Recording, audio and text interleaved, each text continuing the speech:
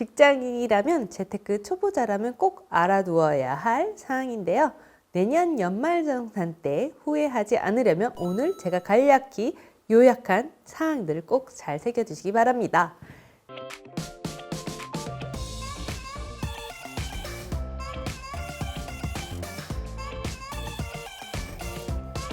직장인 여러분 안녕하세요. 봄이TV의 봄이입니다. 날씨가 너무 쌀쌀해졌죠? 연말이 곧 다가오면 또 새해가 밝아올 텐데요. 얼마 남지 않은 연말 동안 신용카드, 체크카드, 현금 영수증 어떻게 챙기고 계시나요? 내년 연말정산을 미리미리 준비하는 습관. 직장인이라면 재테크 초보자라면 꼭 알아두어야 할 사항인데요. 내년 연말정산 때 후회하지 않으려면 오늘 제가 간략히 요약한 사항들을 꼭 잘 새겨두시기 바랍니다. 신용카드, 체크카드, 현금 영수증 왜 따로 구분해서 써야 할까요? 무언가를 살 때, 결제할 때 여러분은 어떤 것부터 쓰시나요? 당연히 신용카드인가요? 아니면 절약한다고 현금만 쓰시는 분들 계신가요? 내년 연말정산할 때 대비해서 세 가지 카드를 왜 구분해서 써야 하는지에 대해서 알아보겠습니다. 연말정산 시에는 신용카드, 체크카드, 현금영수 등으로 나누어서 소비금액을 보여주죠.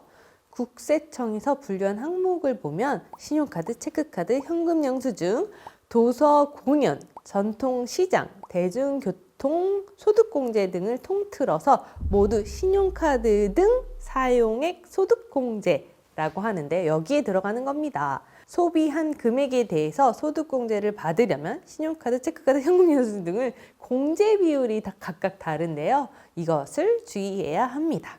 신용카드는 15%, 체크카드나 선불카드, 현금영수증은 30%, 도서 및 공연은 30%, 단 이때는 연소득이 7천만 원 이하일 때만 해당되고요. 마지막으로 전통시장과 대중교통이 40%입니다. 잠깐 여기서 연말정산에 대해서 나 1도 모른다 하시는 분들은 또 매번 해도 잘 모르겠다 하시는 분들은 예전에 제가 13월에 보너스를 위한 연말정산 꿀팁을 기본부터 만들어 둔 게 있거든요. 그 영상을 싹 한번 보고 오시면 더 이해가 빠르실 거예요. 다시 본론으로 돌아와서요. 신용카드 등 소득공제는 연봉에서 25% 이상 사용하는 경우에 해당이 됩니다. 25%, 4분의 1 이상 추가 사용분에 대해서 총 300만 원 정도의 한도 내에서 소득공제를 해주는데요. 다시 말해 총 급여액의 25%를 초과하는 소비 금액을 사용해야 소득공제를 받을 수가 있다는 겁니다. 예를 들면 연봉이 6천만 원의 직장인이라면 6천만 원의 25%, 4분의 1이 얼마죠? 1,500만 원이고 이를 초과하는 소비 금액이어야 된다는 겁니다. 그래서 신용카드, 체크카드, 현금영수증 등 모두 합친 소비 금액이 1,500만 원 이상을 넘어야지 소득 공제가 가능한데요.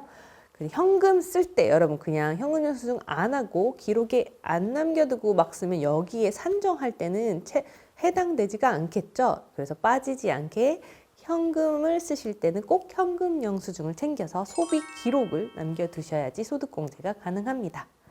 그렇다면 무엇부터 써야 할까요? 우선은 신용카드로 조건 금액을 채우는 것이 상대적으로 유리한데요.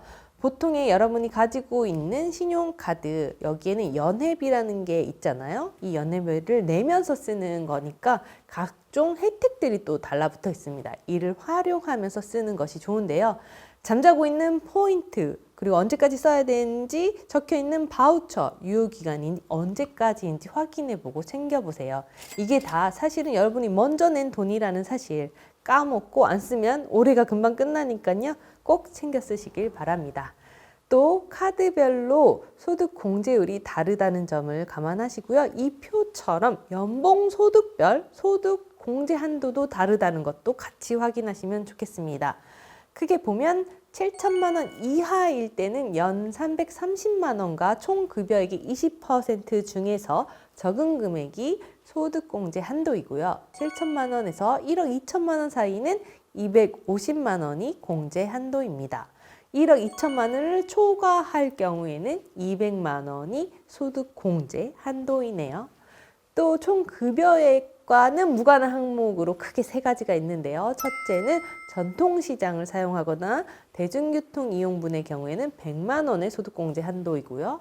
도서, 공연, 박물관, 미술관 등에서 사용한 것이 100만 원의 소득공제 한도, 또 전년 신용카드 등에서 소비 증가분에 해당되는 것은 100만 원까지 소득공제 한도입니다. 자, 오늘 또 잊지 말고 강조하고 싶은 게 현금 영수증인데요. 이 신청하는 방법 몰라서 못하겠다 하시는 분들에 대해서 간략히 설명하고 영상 마치도록 하겠습니다.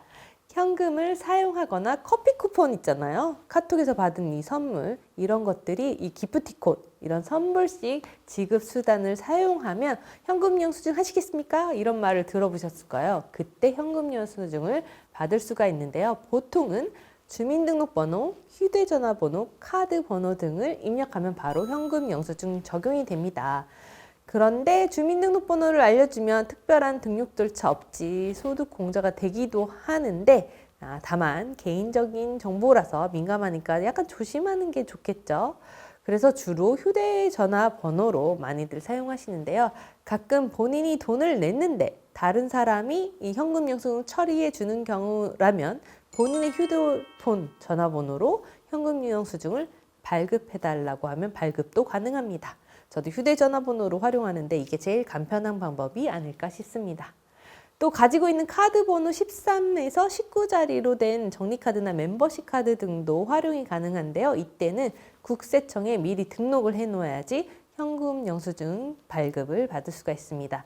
신용카드나 체크카드도 등록하면 현금 사용했을 때 그 카드 번호로 현금 영수증을 발급이 가능하다는 건데요. 국세청 홈택스, 모바일 손택스 등에서 등록을 미리미리 해두시면 편리하겠죠. 이 정보가 어렵다면 국세청 전화번호가 있습니다. 126 등을 통해서 1번 홈택스 상담 누르고 1번 현금 영수증 통해서 문의하시면 쉽게 정보를 얻으실 수가 있을 겁니다. 인터넷이 또 간편하다는 거 바로 필요하신 분은 신청해 볼 수 있겠죠? 오늘은 얼마 남지 않은 연말에 챙겨두면 좋을 카드별 신용카드 공제 금액과 현금 영수증 신청하는 방법에 대해서 알아보았는데요. 내년 새해 되면 금세 연말정산 기간이 다가오니까요. 새해 되자마자 어떡하지 하고 당황하지 않기 위해서 미리미리 준비하는 습관 들이시면 좋겠죠. 날도 춥고 증시도 이렇게 좋지 않고 금리에 물가에 무지 오르고 힘드신 분 많으실 텐데요. 이럴 때일수록 절약하고 알뜰살뜰하게 다양한 혜택 잘 챙겨서 새는 돈 맞고 자산 잘 지킬 수 있기를 응원합니다.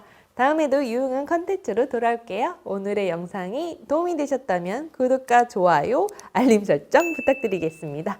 지적이고 행복한 하루 보내세요. 감사합니다. 안녕.